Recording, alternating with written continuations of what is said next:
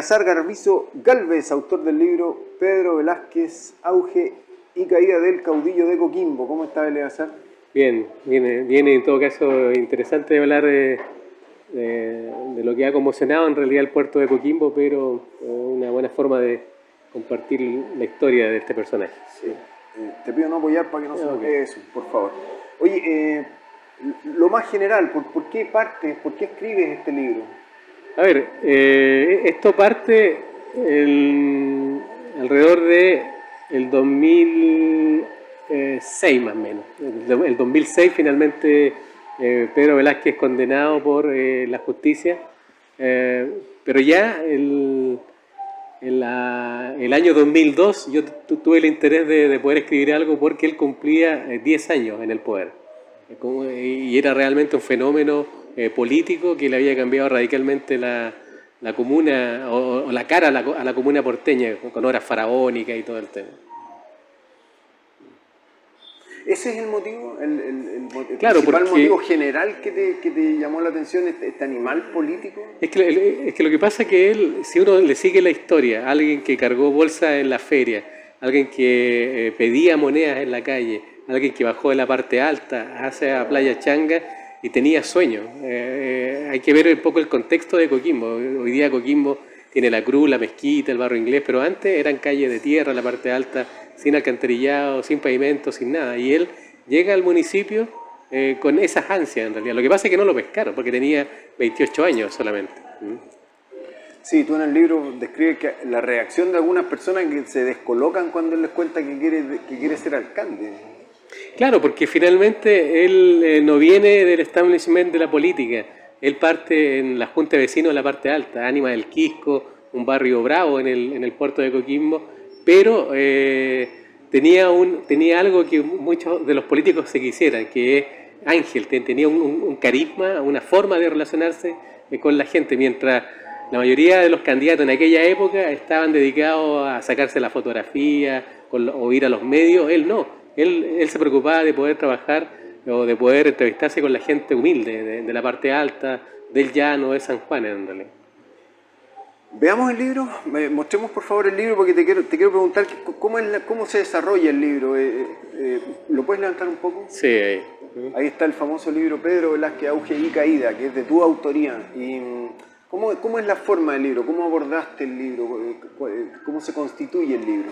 A ver, el libro hay que reconocer que no estaba incluido en el último capítulo, que en realidad si lo hubiésemos incluido deberíamos haber colocado en ese tiempo Auge, Caída y Resurrección del Caudillo de Coquimbo, porque comenzó el trabajo periodístico, obviamente con todo el boom, con todo lo positivo, lo que hizo, y la caída tiene que ver un poco, no tanto con que haya sido condenado por la justicia, sino que finalmente es traicionado al interior de los grupos de poderes de su partido en realidad, porque al final cuando ocurre el tema del juicio, obviamente le congelan su militancia y él después opta por renunciar. Entonces, de ahí parte esta idea de poder retratar de cómo alguien que de la nada logró transformarse en autoridad, en alcalde, y hay que recordar, el 2004, cuando él enfrenta su tercera reelección, saca el 75% de los votos, es decir, una cantidad increíble. Fue el alcalde más votado del país, pero ahí comienza quizás el mayor error de Pedro Velázquez. Se obsesiona con el poder, se compra una casa de 200 millones de pesos en un barrio exclusivo. Ya había viajado varias veces por alrededor del mundo, había estado en el Vaticano con los papas, había inaugurado ya el tema de la cruz del tercer milenio. Entonces su mirada obviamente apuntaba a la moneda en realidad. El libro fue publicado en agosto de 2013. Claro. Entiendo que tiene a la fecha una edición.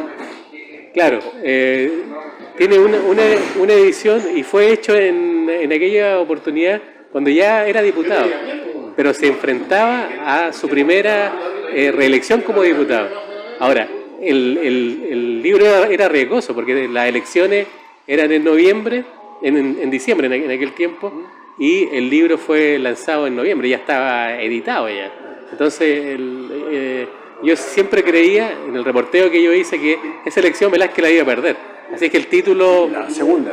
Claro, estamos hablando del 2013 en realidad. Él le ganó el 2009, le fue súper bien, pero ahí se demostró la cara de la política, el doble estándar de la política, porque el mismo sector, en realidad, que lo lleva a los tribunales, que lo lleva al banquillo de los acusados, no tiene problema en mirar para el lado, hacer una tregua y casi apoyar a Velázquez en realidad, porque hay que recordar que Matei, que fue la que lo llevó a los tribunales, se transformó en ministra del trabajo de Sebastián Piñera y ella tuvo que muchas veces trabajar con él en realidad, pedirle el voto, porque en aquel tiempo Velázquez fue como independiente.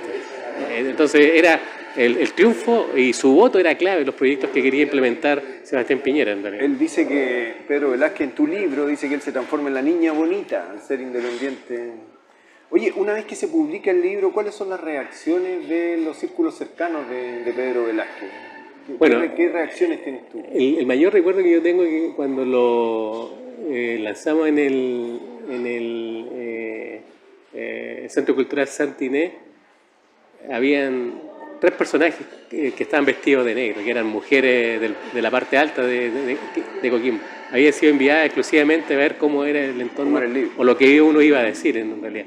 Entonces, cuando uno, claro, lo ve demasiado voluminoso, pero era importante porque había que justificar cada temática, cada cosa que uno, o cada tesis que uno colocaba tenía que documentarla. Entonces, la ventaja era que yo había entrevistado a muchas personas, en realidad. Había entrevistado a muchas autoridades, estaba el reporteo con las entrevistas de él también. Tú constituyes el libro, le das forma en base a, vas dando pequeñas introducciones y después vas citando lo que cada persona va, del ambiente político generalmente, va opinando de las distintas etapas de Pedro Velázquez, ¿sí? Claro, es decir, lo que constituyó la historia y después uno seguía, obviamente, uno iba siguiendo las consultas que uno le hacía a esos procesos. Por ejemplo, hay en el fondo procesos sumamente interesantes por ejemplo, cuando él pierde y no se transforma en presidente de los municipios de Chile.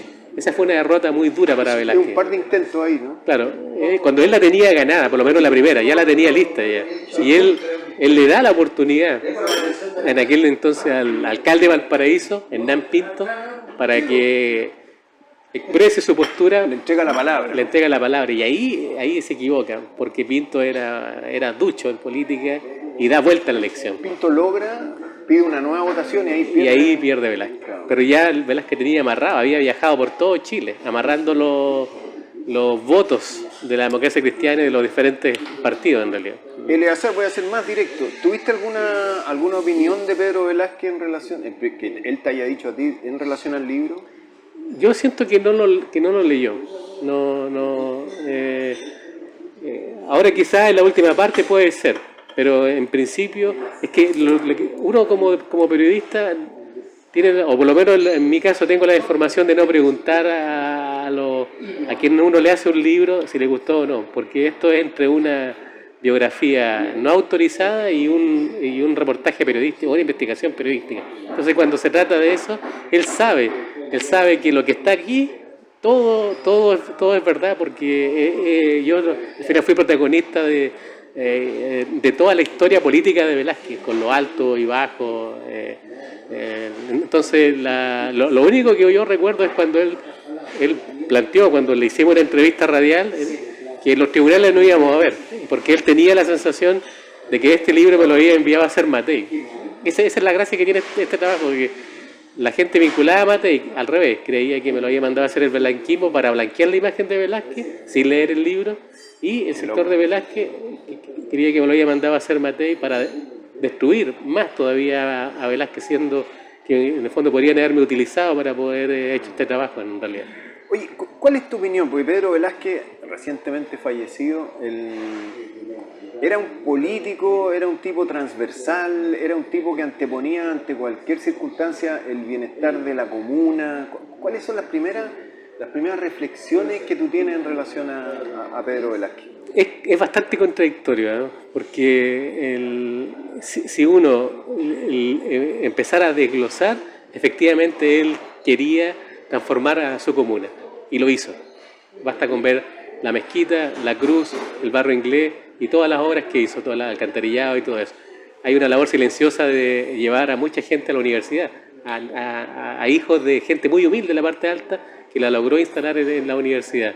Pero después de ahí hay, a mi juicio, una cara que como que no la proyectaba con la gente humilde, que eran los lujos.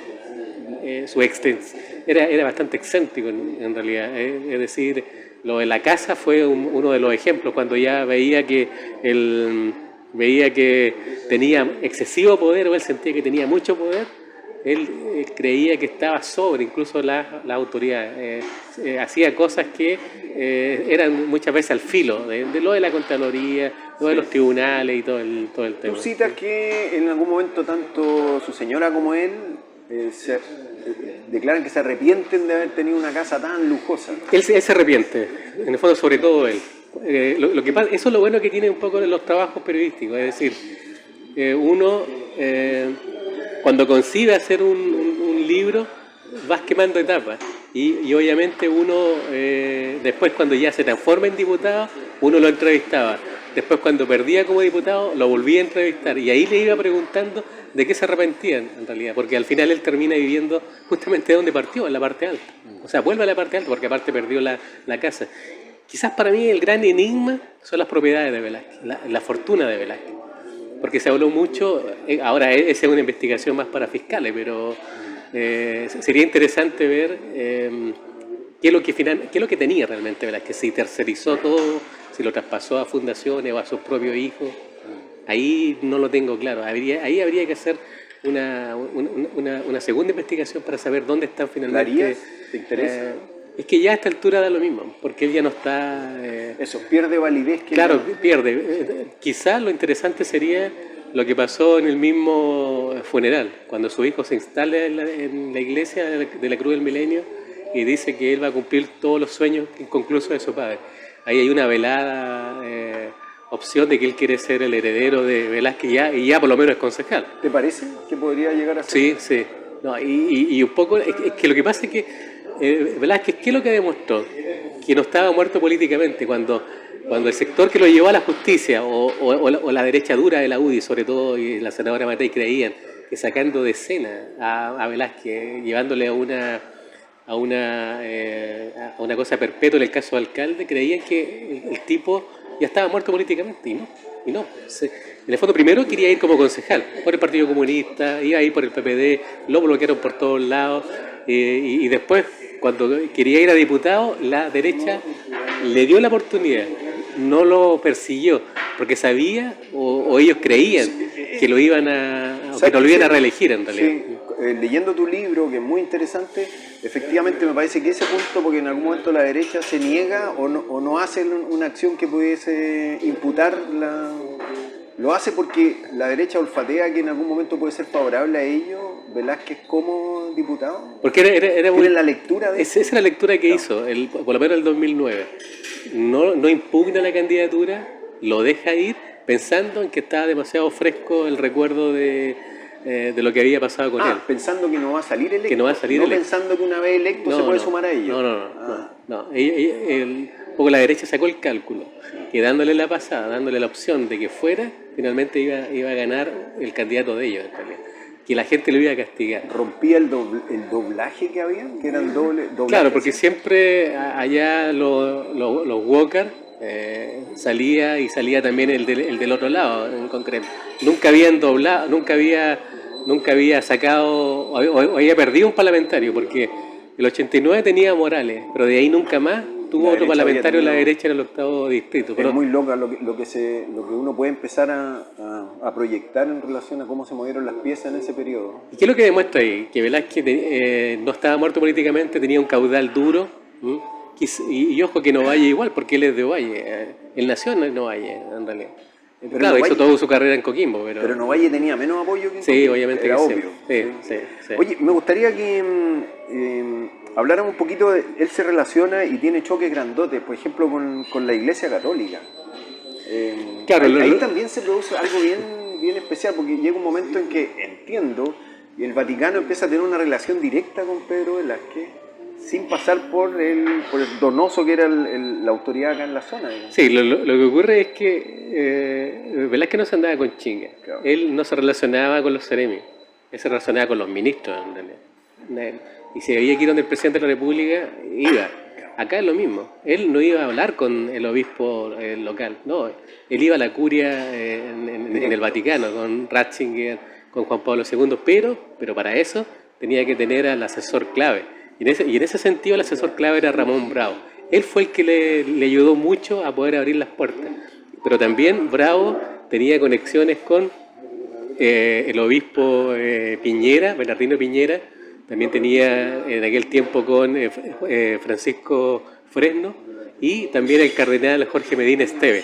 Esos tres personajes que eran muy fuertes en Chile en materia de iglesia son los que le abrieron la puerta en el Vaticano, en realidad. Pero de alguna manera él hace una conexión directa con Juan Pablo II primero, ¿sí? Va, claro, y él le muestra el proyecto de la cruz. Él era súper ambicioso, él quería que el Papa viniera a inaugurar la cruz o darle el vamos al tema del jubileo del año 2000. En realidad. Entonces se encuentra con Donoso, que se siente bypaseado. Donoso se siente bypaseado, lo cuestiona, lo critica, pero finalmente en el Vaticano archivaban, porque había un personaje que también era clave, que había sido el representante del Vaticano en Chile en el tiempo de Pinochet. Entonces ahí había un personaje que con mucho poder en realidad, que lo protegía y que finalmente le abría las puertas para ¿Ese era? Ese era, lo tenía recién ¿Cox? No, era un cardenal italiano en concreto, que había estado en claro, Chile, sí lo nombro. que había estado en Chile como ellos le llaman, tiene un nombre el cargo que tenía acá En la zona. en Chile. Él se relacionó con Pinochet, estuvo cuando vino el Papa a Chile en el 87, un personaje muy, muy influyente que acaba de morir en realidad. Entonces,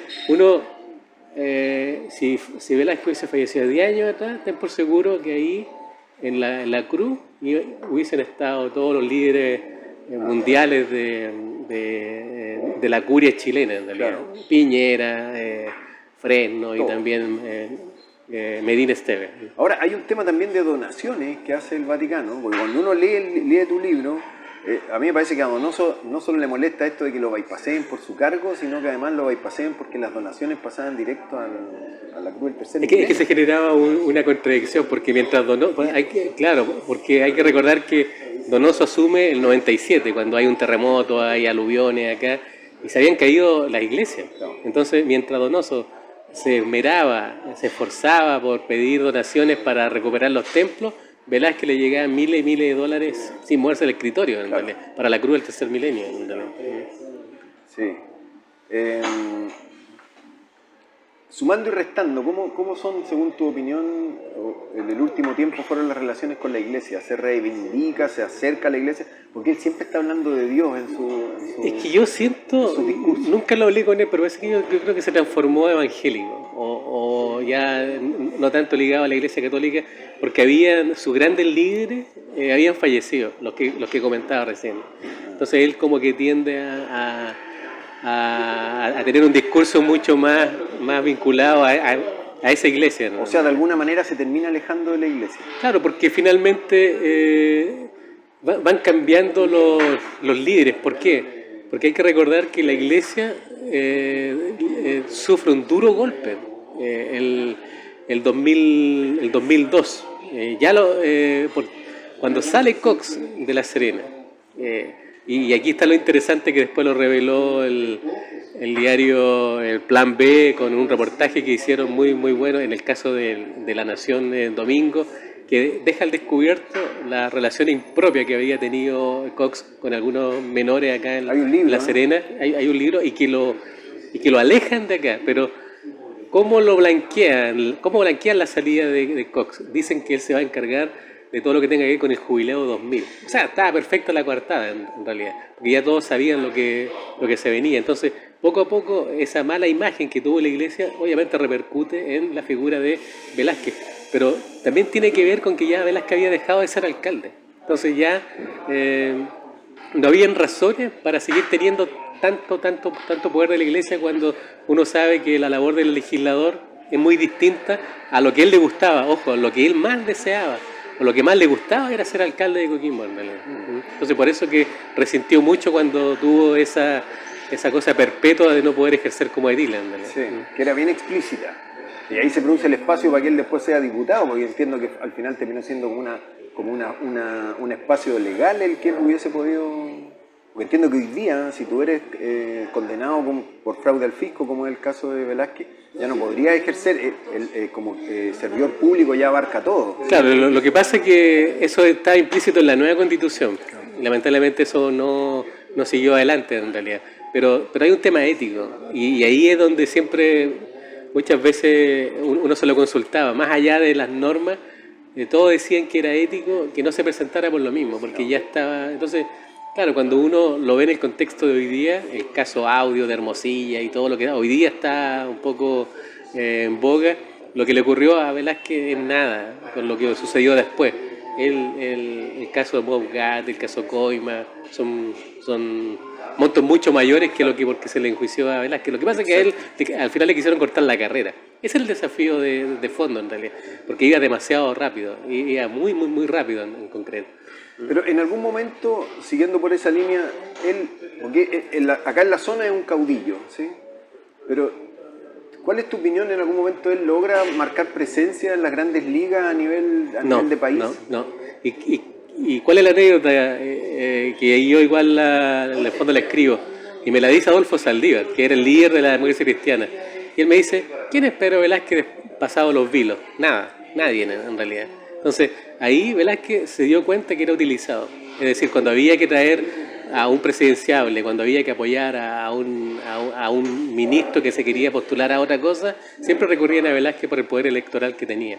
Pero cuando él después quiso realmente subir a las ligas mayores, que es Santiago, no se lo permitieron, no lo dejaron en realidad. ¿Nunca estuvo cerca, según tu opinión? Yo creo que la vez que estuvo más cerca es cuando quiso ser presidente de los alcaldes de Chile. Eso fue lo más... Eso es lo más cerca. Y lo pudo haber logrado ahora siendo diputado, pero ya tenía el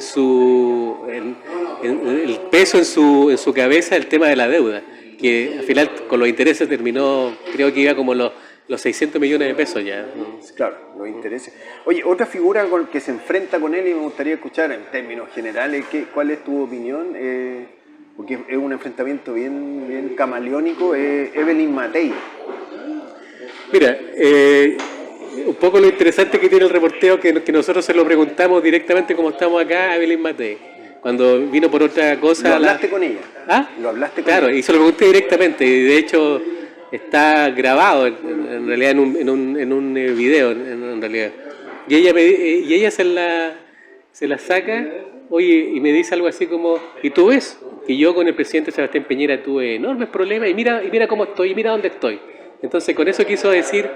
Disculpa, ¿eso es cuando ella está siendo ministro del gobierno? Cuando ella llega al gabinete de Sebastián Piñera I para ser ministra del Trabajo, entonces ella lo que hace es decir, mira, aquí lo importante es tener el respaldo de Velázquez para los votos de los proyectos de Sebastián Piñera. El resto hay que dejarlo en un segundo plano. Y por último dijo, ya es que eso es lo interesante de todo esto, que una vez que la justicia lo condena, todos creían que moría políticamente, pero el electorado, en las urnas, le siguió dando el apoyo. Entonces ahí los políticos se echaron en el sillón hacia atrás y dijeron, ya no es cosa de nosotros hicimos todo lo que estaba posible, lo llevamos a la justicia, lo condenamos, pero ya es un tema de la gente que lo eligió y no nos venga a nosotros a achacar ese tema. Eso por lo menos es la sensación que a mí me quedó. Entonces, pero el episodio donde nuevamente Velázquez reconoce o advierte o palpa en carne propia fue cuando lo bajaron de la segunda vicepresidencia de la Cámara de Diputados. Ese fue un revés político para Velázquez terrible, cuando él creía en su imaginario que ya la derecha lo había aceptado, ahí lo termina la misma derecha y la misma exconcertación lo terminan bajando. Siguiendo con este enfrentamiento, hablamos de Donoso. ¿Evelyn Matei fue efectivamente un rival o es algo político? ¿Evelyn Matei le pegó fuerte, digamos? No, mucho, mucho. Es que lo que pasa es que, y ahí vuelvo al discurso de la abogada Buffon. Velázquez nunca aceptó que le dijeran que él se había robado la plata.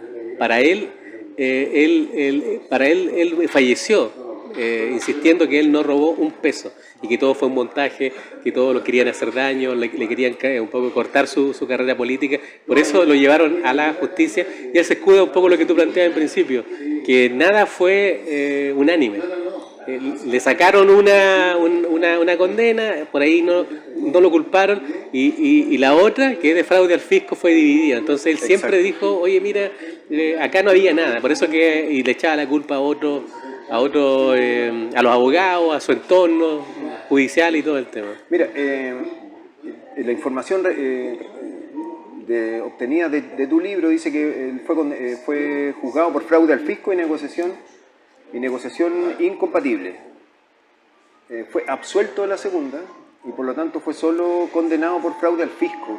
Y además fue algo dividido, es decir, de 3 jueces fue 2-1, ¿sí? Dos lo condenaron y uno lo dejó libre. Uno puede decir, bueno, si uno de los jueces lo absuelve, es porque tampoco era un tema tan claro, digamos. No, lo que ocurre es que después él trata de que el juicio sea anulado, que se repita nuevamente el juicio. Entonces hubo varias instancias posteriores donde lo vio incluso la Corte Suprema. Ojo con eso, entonces ya ahí la cosa es totalmente distinta. Claro, porque los abogados al final plantean lo que ellos desean, entonces siempre ellos se escudaron en el fallo original, que era ese. Pero después los recursos que él interpuso no fueron acogidos y nada fue acogido en realidad. Ahora, como te digo, es información que obtuve, tú me corriges si estoy equivocado, dice que era un terreno X en el sector El Sauce, que tenía alguna utilización posterior, entiendo, para vivienda, donde se descubrió algo que uno desde afuera, desde siendo profano, digamos, dice, bueno, el avalúo fiscal no es lo mismo que el valor comercial. Y efectivamente aquí el valor comercial entiendo que doblaba al avalúo fiscal y había una diferencia de 150 millones. Ese es el punto. Ese es el punto de fondo. Ahora, es una situación que puede haber sido perfectamente legal, es decir, algo que costaba X, costó como avalúo 2X en el comercial y la municipalidad pagó los 2X, ¿sí? Dando claro, es que lo que ocurre es muchas veces los contextos. Ya venían en una colisión con la senadora que no le dejaron, que no le hicieron, en el fondo no le aguantaron una. Ella siguió, y si iba a hacer esta causa, si le iba mal con esta causa, le iba a buscar otra. Ya estaba desatada un poco la guerra política con él, en realidad. Entonces él, yo creo que no dimensionó a quién se estaba enfrentando.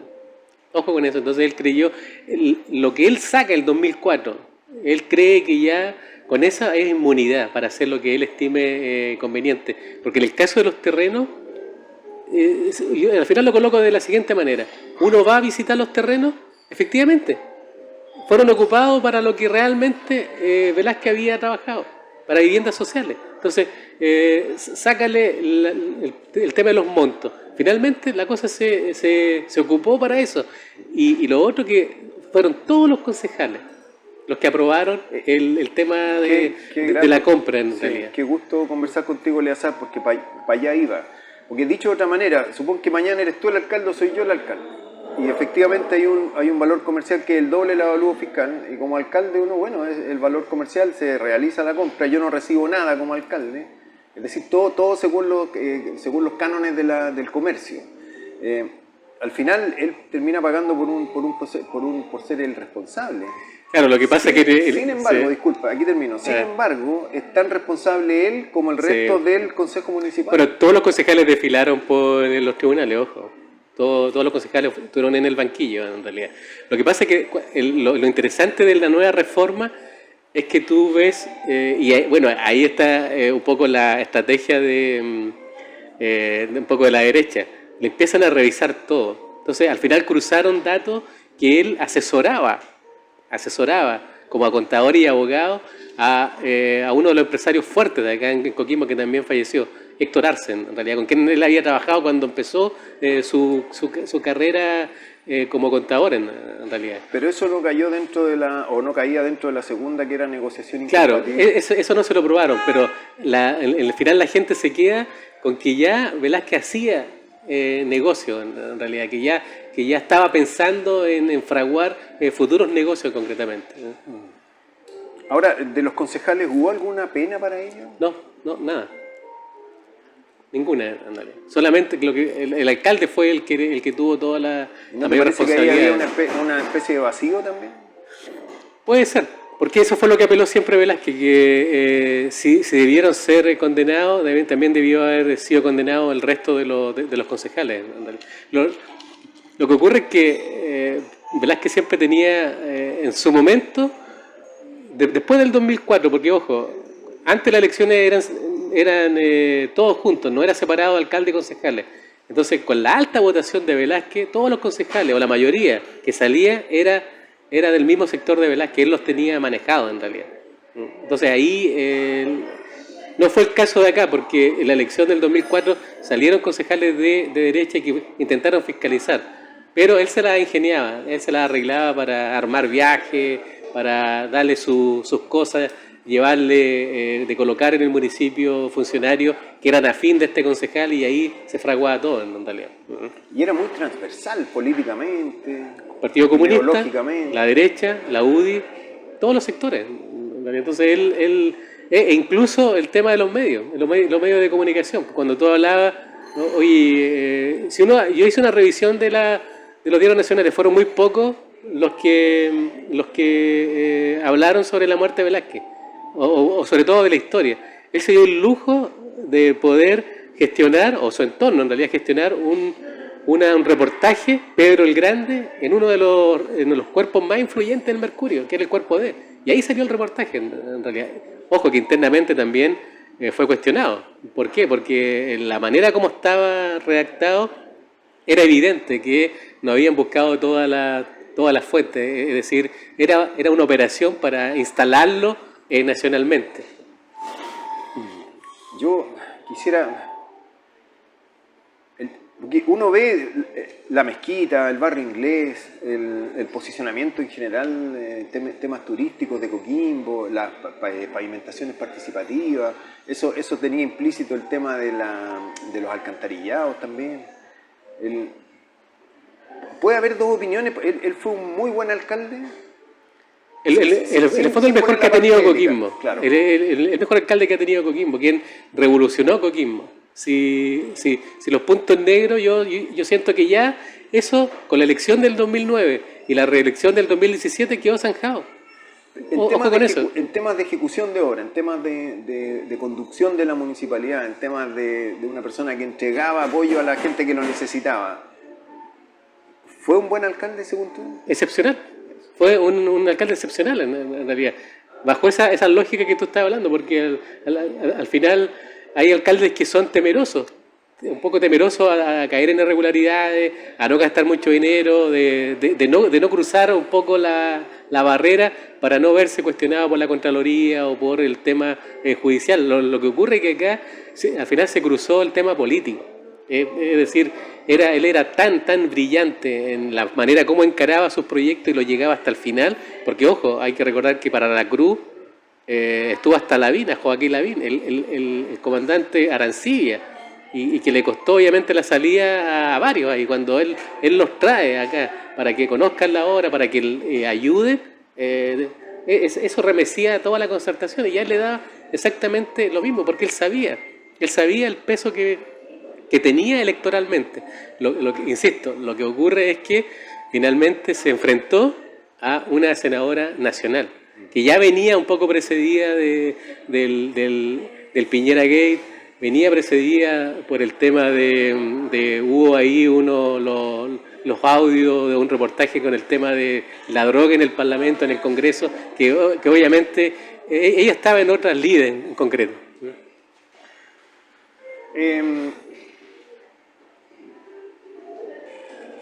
Era un tipo que se dejaba asesorar, tenía cercanos que le pauteaban muy poco las decisiones clave, o tú tienes la sensación, por la información que manejas, que que era un tipo que se manejó Solo. que las grandes decisiones las tomaba en soledad. Él las tomaba solo. ¿Su señora tenía influencia en él?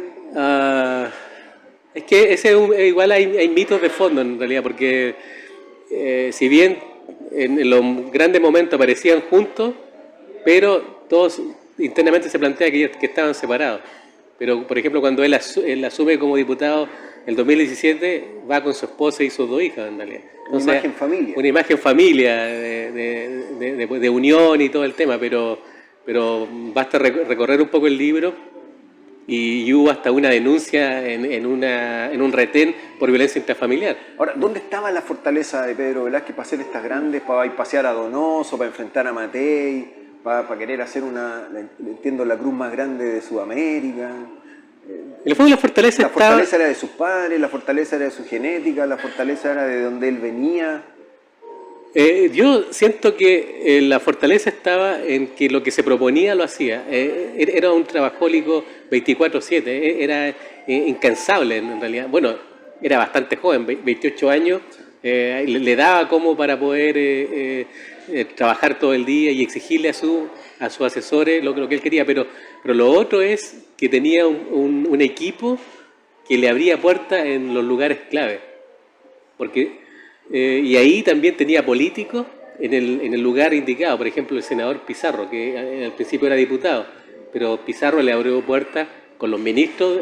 Hay que recordar que ¿quién gobernaba en los años 90 y parte del 2000? La ADC, sin contrapesos en realidad. Era un partido bastante hegemónico. Entonces tenían en la moneda Aparicio Elwin, tenían en la moneda Eduardo Frei Ruiz Tagle, y esos 2 presidenciables fueron claves para poderle entregar todos los proyectos que Velázquez quisiera, pero a través de estos personajes. En el fondo, sobre todo Pizarro en concreto. O sea, por eso que él después siente como un abandono de su propia colectividad, porque al interior del partido se dan cuenta que él, insisto, tiene mayores fortalezas que muchos de los que están ahí gobernando. O sea, era un gran estratega. Claro, y lo otro es estudiar. Es decir, él partió como contador, pero entre medio estudió Derecho, ¿no? En concreto, para justamente estar al tanto, para que supuestamente él supiera lo que tenía o no tenía que hacer, para estar al tanto del tema del legal, ¿no? ¿Ejerció la profesión de forma independiente? Cuando quedó sin trabajo en la práctica, sí. En el fondo después porque él es diputado, o sea, él sale del municipio del 2006, trabaja todo el 2007, el 2008, trabaja en su profesión, pero siempre pensando en los temas electorales en realidad, pero un poco trabajando con los más humildes, ayudándolos, asesorándolos. Después él es diputado, obviamente deja fuera eso. Después cuando pierde nuevamente ejerce, después cuando pierde la senaturía, el intentar ser senador, y seguía con su tema laboral en realidad, siguiendo causa. Eleazar, ¿cómo es la parte anímica? En la última parte del libro se nombra en forma explícita la posibilidad que él hubiese pensado en algún momento quitarse la vida. Él empieza a pasar por momentos muy bajos después cuando lo condena, sí. Y de hecho, esa es la parte que yo lamentablemente, cuando le preguntamos derechamente el tema, él se enfureció. Empezó a garabatear, cortó la entrevista cuando yo le pregunto eso en realidad. Lamentablemente yo apagué la grabadora y esa parte no quedó registrado, todo lo que decían de él, porque él, insisto, tenía 2 discursos, uno público y uno privado. El público era todo bien, era muy amable con todo, pero en privado tenía un carácter bastante fuerte, humillante con las personas, déspota en alguna medida, y ahí demostró todo en realidad.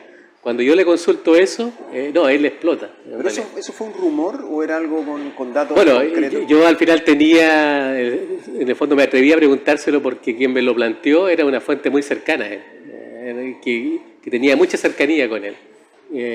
Y ojo que después cuando él hace campaña por su esposa, para ser alcaldesa de Coquimbo, él trata de explicar lo que nosotros le habíamos consultado. Si bien se volvió a ofuscar, pero contestó. Ahí contestó bien que él nunca había pensado en suicidarse. Bueno, nadie lo va a admitir en todo caso, ¿no? Sí, claro. ¿Cómo son los últimos años de Pedro Velázquez, ya después de que termina el libro hasta su fallecimiento? ¿Qué información tienes? Es que el libro está hasta que él cae, hasta que no logra la reelección en el 2013.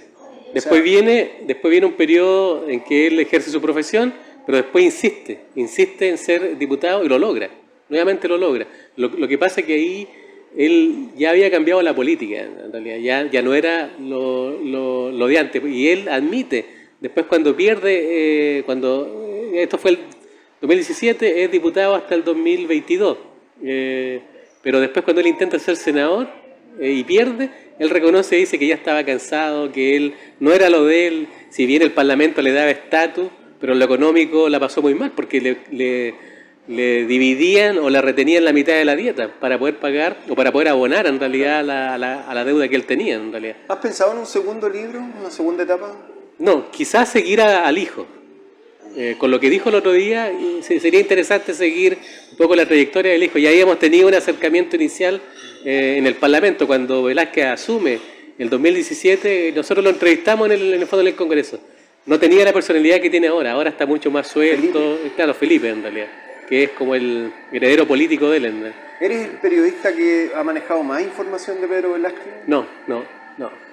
Hubo un momento en que un cercano de él quiso hacer un libro, incluso dejar traslucir, y salió en el fondo en la prensa, en realidad. Él lo iba a titular así como el municipio rosa, en realidad, porque también Velázquez estuvo ahí en entredicho con cosas vinculadas a su sexualidad, y de hecho aquí algo él lo aborda en forma tangencial. Y el entorno estaba muy molesto con el enfoque que iba a tener ese libro. Nunca dio, o en el fondo nunca fue editado en realidad. Hubo ahí temas de fondo, las razones no las conozco, pero hay mucha gente que sabe mucho de Pedro Velázquez, pero el temor, el miedo a poder escribir, publicar, yo creo que inhibió mucho en realidad. ¿Tuviste miedo en algún momento? No. ¿Eres el único que ha escrito de Pedro Velázquez? En libros sí, pero hay un documental, hay un documental que lo hicieron gente, pero que se llama El Elegido en realidad, pero que iba encaminado de una forma y el tema judicial lo obligó a tener que incluir lo negativo, porque si uno revisa el documental, parte súper bien, imágenes muy buenas, donde demuestran la verdadera personalidad de Velázquez cuando va por la calle, le regala dinero a la gente, muy cercano, pero la otra es la soberbia, cuando él da la entrevista en su casa de 200 millones en realidad, y atrás hay una esfinge, detrás hay mucho mármol en realidad, entonces si uno mira esos detalles se da cuenta del nivel que estaba dando un poco ese documental. Yo creo que esa era la manera que iba a terminar, y no me cabe duda en la moneda, como candidato presidencial. Yo creo que para allá iba, aunque él ahí en el mismo documental él lo niega, pero a mí me lo planteó varias veces en realidad. Según él, no tanto por poder, sino que él decía, si yo fui capaz de hacer una cruz, de hacer esto otro, desde la moneda o desde un lugar de mayor poder, puedo lograrlo, pero siempre pensando en la gente en realidad. Sí, es una figura realmente apasionante, porque yo creo que uno tampoco tiene que rasgar vestiduras, porque claro, tiene cosas buenas y cosas malas como todo, en la medida que uno se desenvuelve en los círculos que se desenvuelve, y las cosas buenas son cosas buenas, y el espíritu de superación, lo estratega que fue, a mí no me cabe duda que tenía un gran porcentaje de búsqueda del bien común, del bien de la gente que más necesita. Y bueno, y las cosas malas hoy día uno ve, o cuando en números, no quiero minimizar, pero uno dice, costaba 150, lo vendió en 300. Hoy día uno escucha que de 3.000 saltan a 6.000, entonces... El mismo Papaya Gate, claro, hoy día que se está debatiendo en la región. Entonces, bueno, mira, quería terminar un poquito con algunas cosas como, claro, y tú también me lo has dicho ahora, él no tenía fin, porque él muere joven, 59 años. Sí, es muy joven en realidad. ¿Tú hubieses seguido marcando presencia Pedro Velázquez? Entendiendo que es algo absolutamente ficcionado. Él estaba esperanzado en un indulto presidencial, porque él siempre lo buscó en realidad. Él quería que le restituyeran la posibilidad de ser alcalde. Él luchó mucho por eso en realidad. Y él mismo lo admitió en realidad. que había tratado de negociar eso en concreto. De hecho, cuando gana el 2017, él dice, ¿qué daría yo por regalar este cupo si me dijeran que nuevamente puedo ser alcalde, en realidad? Porque en concreto ahí es donde él se sentía en su salsa. Si yo siento de que ciertos asesores como que no influyeron al final positivamente en eso, en realidad. Entonces ahí él como que lo perdieron en concreto. Él iba súper bien intencionado, súper bien enfocado, pero en un momento a otro se da cuenta que él subió varios peldaños en una élite que finalmente al final se utiliza a las personas, y él se sintió utilizado por la élite política, por el establishment de la política en realidad. ¿Tipo valiente, Pedro Velázquez? Sí. Es un personaje que si hay que enfrentarse, y siempre lo decía, aunque sean los presidentes mundiales, él lo va a hacer. Hay una foto, hay una portada del diario El Día con Gorbachov, cuando Gorbachov vino a Chile el 92-93 en realidad, y él sale con él. Y yo lo he comentado, salía con Arafat, con Kirchner. Él le decía a sus asesores, oye, mira, si hay un presidente que va a asumir, yo tengo que estar ahí, tengo que tener una foto con él, y después esa foto la enviaba a los medios locales en realidad, para mostrar que él estaba en los grandes momentos o con los grandes líderes en concreto. Eleazar Garbizo Galvez, te agradezco enormemente. ¿Te gustaría agregar algo de Pedro Velázquez, de tu libro, de lo que puede venir en el futuro? No, hay que estar atento de lo que va a hacer su hijo, porque ya quedó demostrado que los votos no son traspasables. Él se la jugó mucho porque su esposa fuera alcaldesa de Coquimbo. La gente se olvida. Pero el 2008, él aún no era diputado, pero se la jugó para que ella fuera. También se la jugó el 2012 para que fuera alcaldesa, tampoco lo logró. Y la última fue en el 2021, tampoco lo logró. Y ahí quedó demostrado que los votos no son traspasables. Todos pensaban que su hijo iba a arrasar como concejal solamente por llevar el apellido Velázquez, tampoco ocurrió. Pero ahora es distinto, en realidad. Cuando fallece su sector más duro, y el que estuvo en su funeral, por ejemplo, en La Cruz, ese es el voto, el electorado duro que tiene finalmente el velasquismo, porque fue interesante, él logró realmente armar una corriente que se llamó el velasquismo, y que su hermano también, su hermano fue concejal igual, Ramón Velázquez, él también falleció, mucho antes que él en realidad. Pero había en Coquimbo, siempre cuando había elecciones, se estaba pensando más que en lo que había que hacer, en qué es lo que estaba haciendo su rival, que era Pedro Velázquez, porque se acordaban de las campañas de él, excepto la del 2004 y la del 2000, que fue millonaria en todo caso, pero las otras campañas eran ahí, en el barrio, en las casas humildes en realidad, sin tanta publicidad en concreto. O sea, hay que tener, bueno, ya se fue Pedro Velázquez de la tierra al menos, dejó sus obras, que no son pocas, convengamos, y hay que tener ojo con el hijo Felipe. Claro, porque aparte las elecciones son el próximo año. Si logra capitalizar, si logra armar o negociar, obviamente, porque los últimos años, ¿qué ha ocurrido? Que no se han reelegido los alcaldes. En el fondo, Cristian Galleguillo, el doctor Galleguillo, duró un periodo, porque después le salió al paso el hijo de Óscar Pereira. Y Pereira tampoco duró 2 periodos, solamente uno, porque le ganó a Lima Nucheri en realidad. Por eso que después de la era Velázquez, porque él tuvo la hegemonía en realidad, hay que recordar que él estuvo 15 años finalmente como alcalde, y hubiese estado todos los periodos, como Soria, ojo, el símil del caudillo de Coquimbo de Velázquez y el caudillo de Soria. ¿Y dónde estuvo Soria? Ahora está instalado como senador en realidad. Tú sabes que Soria, Jorge Soria, el Choro Soria de los 90, su padre era político, y hoy día están los hijos, que son gente de 50 años.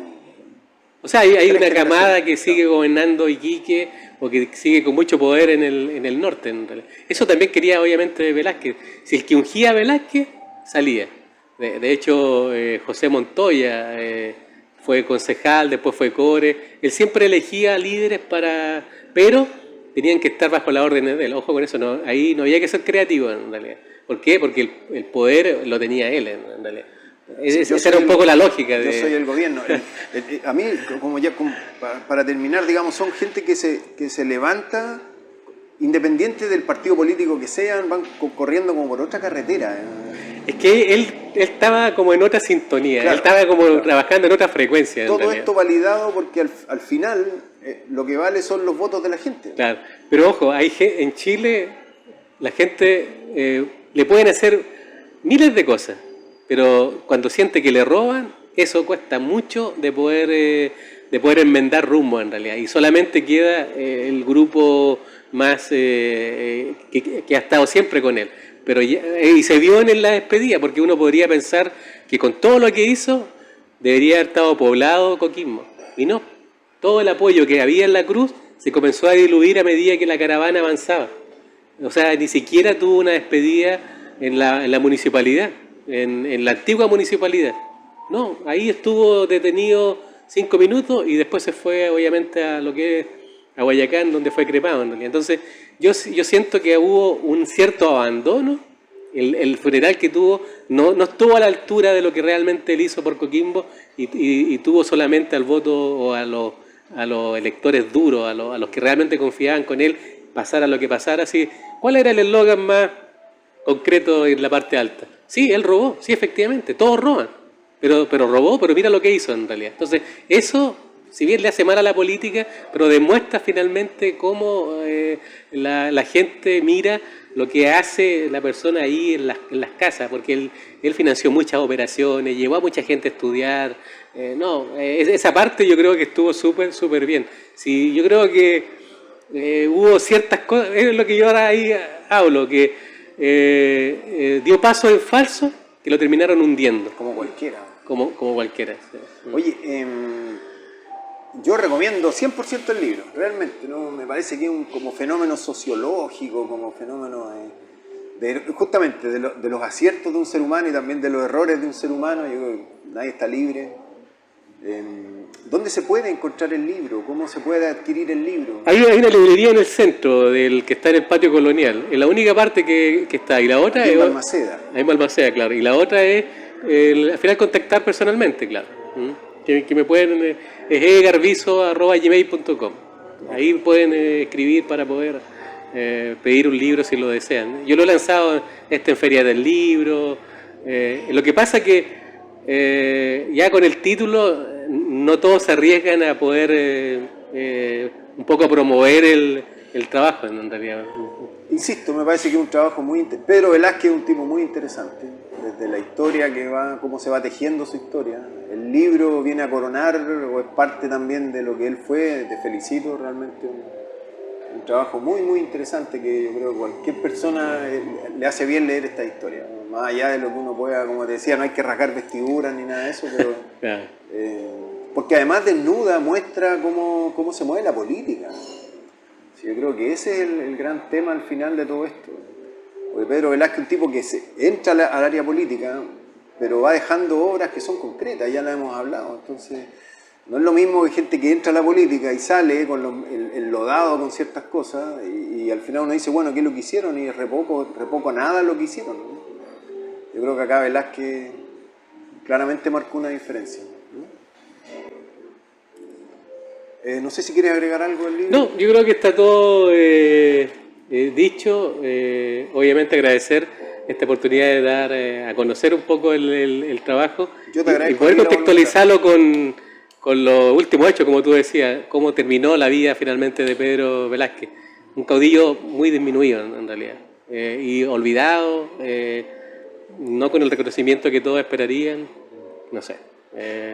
Pero fue realmente un personaje en concreto. Sin duda, sin duda. A mí una pena que haya fallecido tan joven, creo que falleció joven. Tenía mucho que todavía por dar. Sí, mucha historia. Muchas gracias, Eleazar. Ok, gracias a ti. Que estés muy bien. Igual tú.